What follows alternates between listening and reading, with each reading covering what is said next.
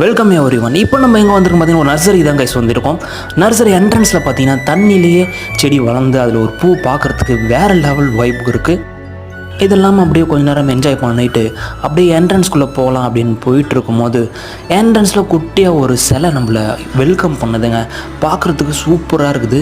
என்ட்ரன்ஸில் பாருங்கள், ஆரஞ்சு கலரில் அவங்கங்க செடி தொங்க விட்டு அப்படி இருக்குது. பல செடிகள் இருக்குது கைஸ், கலர் கலராக இருக்குது, விதவிதமாக இருக்குது.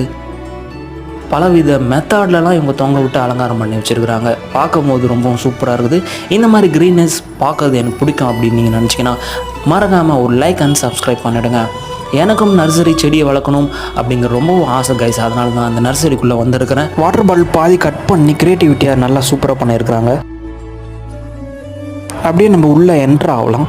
என்ட்ரு ஆகும்போது அங்கே பார்த்தீங்கன்னா பவுலில் நிறைய செடியெலாம் வச்சுருக்காங்க. பில் கவுண்டர் முன்னாடி இவ்வளோ ஒரு டெக்கரேஷன் சூப்பராக இருக்குது.